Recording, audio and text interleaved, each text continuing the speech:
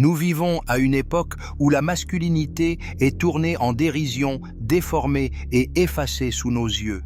Les vertus mêmes qui ont façonné des générations d'hommes forts, des chefs de famille, des protecteurs de communautés, des guerriers aux valeurs inébranlables, sont désormais traitées comme des défauts.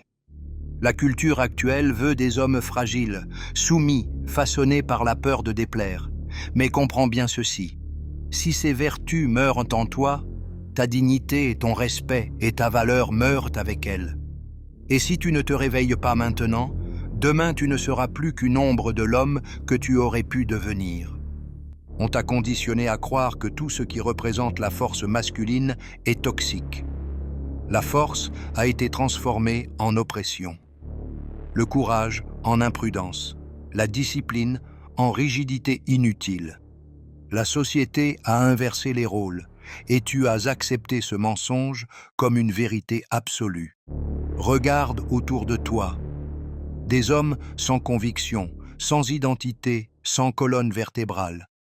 Nous avons grandi dans une culture qui récompense la passivité et punit l'audace. Ils veulent que tu sois confus, que tu t'excuses d'exister, que tu te rétrécisses pour entrer dans le moule fragile d'un homme domestiqué. Ce n'est pas du progrès, c'est une castration déguisée en évolution. Le schéma que tu dois briser est simple. Cesse d'accepter les mensonges comme s'ils étaient des vérités nouvelles. Vertu numéro 1. La force morale. La première vertu attaquée est la force morale.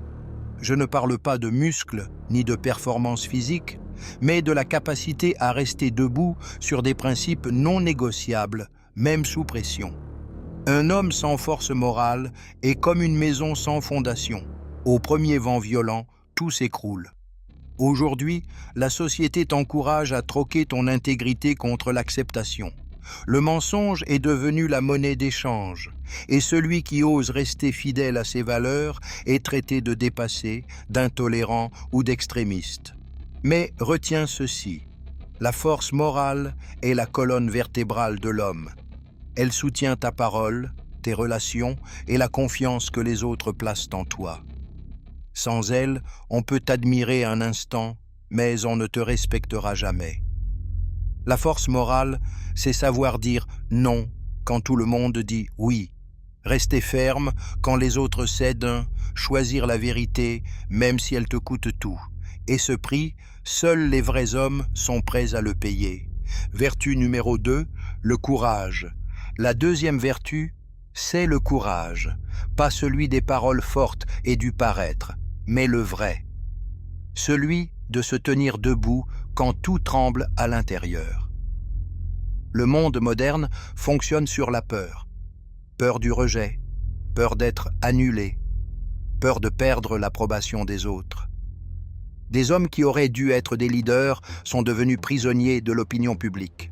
Mais le courage, c'est se lever même quand on tremble. C'est affronter la bataille que tout le monde fuit. C'est protéger sa famille sans hésiter, même si cela signifie être le premier à se mettre en danger. Beaucoup confondent courage et violence, courage et imprudence. Ne te trompe pas. Le courageux n'est pas celui qui agit sans réfléchir, mais celui qui avance en sachant que les chances sont contre lui. Le courage révèle ceux qui préfèrent tout perdre plutôt que de se perdre eux-mêmes. Ces deux vertus marchent ensemble. Sans force morale, le courage devient arrogance. Sans courage, la force morale reste une théorie vide. Mais l'homme qui incarne les deux devient indestructible.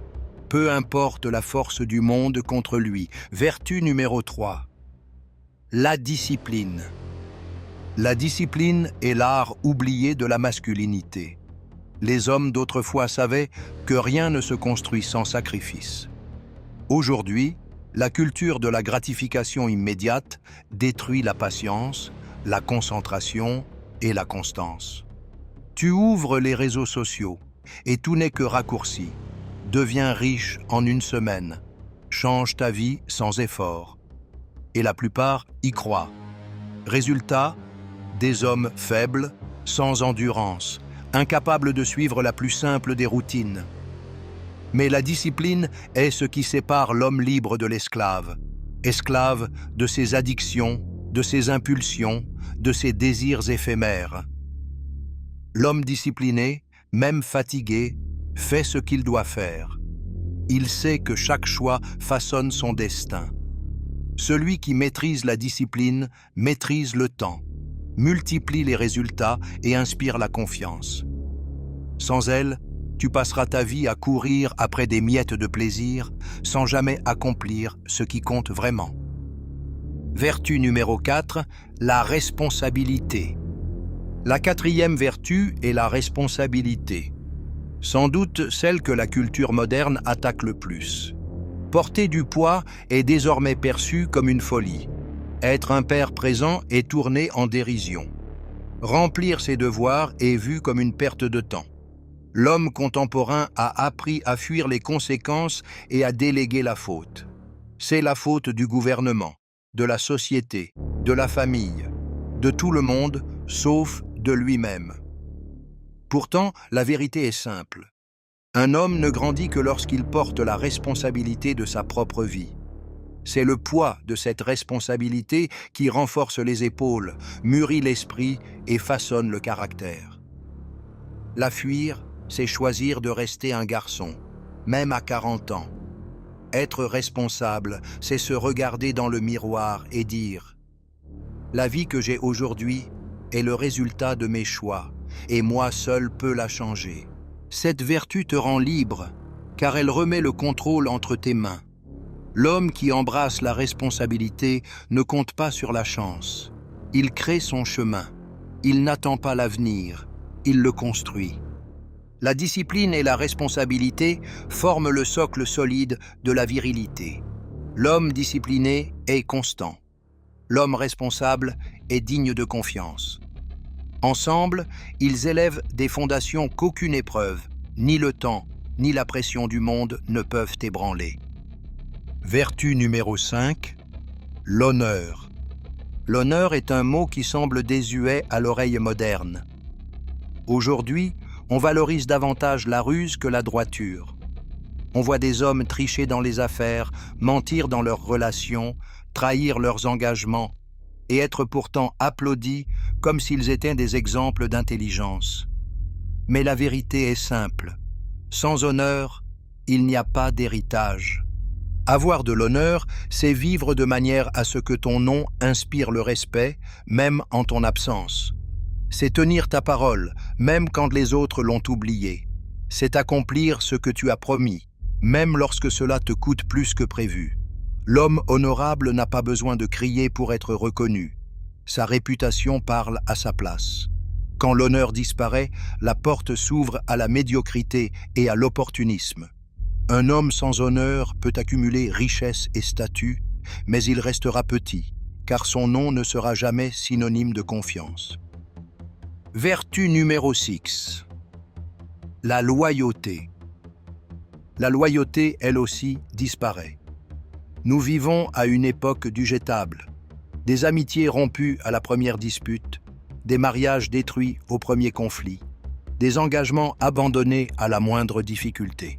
Les hommes modernes ont appris à remplacer les personnes comme on change d'objet. Pourtant, la loyauté est l'une des plus grandes vertus qu'un homme puisse offrir.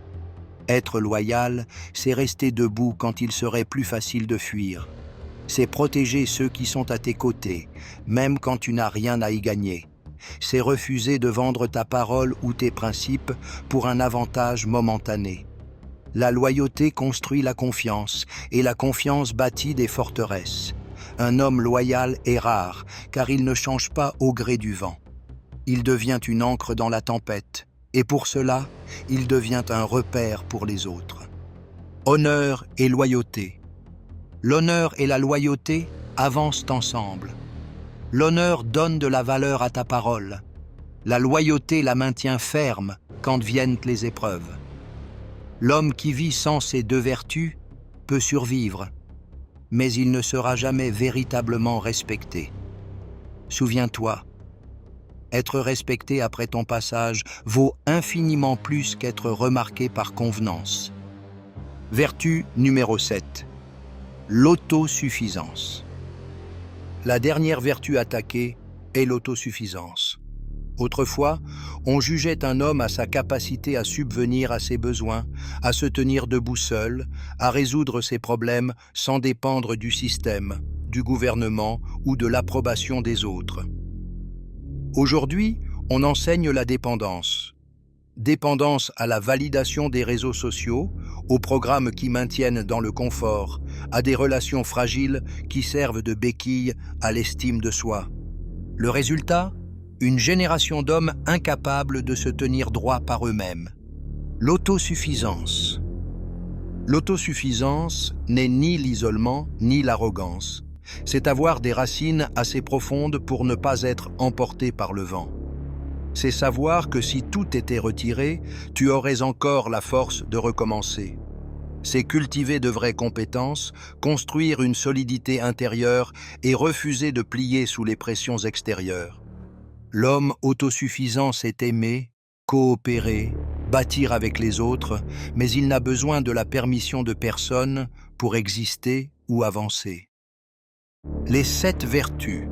Ces 7 vertus, la force morale, le courage, la discipline, la responsabilité, l'honneur, la loyauté et l'autosuffisance, forment les fondations de la vraie masculinité. Chacune d'elles est une pierre qui soutient la structure de l'homme accompli. Quand l'une tombe, les autres s'affaiblissent.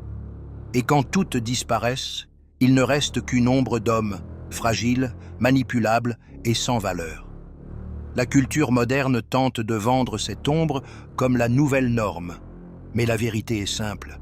Sans ces vertus, il n'y a ni respect, ni autorité, ni héritage. Le destin de ceux qui les abandonnent est toujours le même. Vivre une vie sans importance, être oublié comme un chiffre, jamais comme un exemple. L'appel à l'action.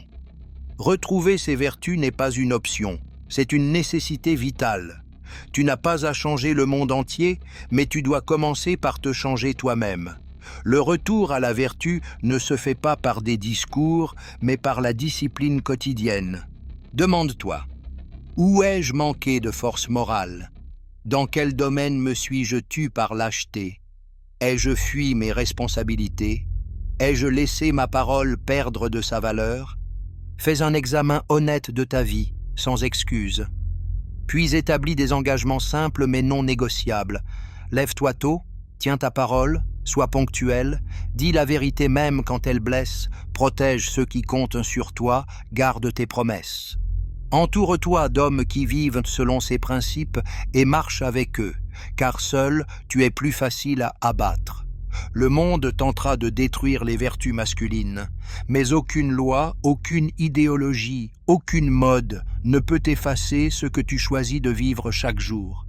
Être un homme, c'est porter du poids. Et le poids se porte par l'action, pas par les mots. Le point décisif. Nous sommes arrivés à un tournant. Soit tu reprends possession de ces vertus, soit tu deviens un homme de plus, perdu dans la foule des faibles. Le respect ne se quémande pas, il se mérite. Le leadership ne s'hérite pas, il se bâtit. La virilité ne s'explique pas, elle se prouve. Tu peux continuer à plier devant les mensonges d'une culture qui veut des hommes dociles et inutiles. Ou tu peux décider, ici et maintenant, de te relever et de reprendre ce qu'on a tenté de t'enlever. Chaque vertu abandonnée est une part de ton essence perdue. Chaque vertu retrouvée est un pas vers la grandeur que Dieu a déposée en toi dès le commencement. Le monde n'a pas besoin de plus d'hommes apprivoisés. Il a besoin d'hommes forts, fiables et inébranlables. Le choix t'appartient. Mais souviens-toi de ceci. L'homme qui abandonne la vertu meurt oublié. Celui qui la défend devient éternel.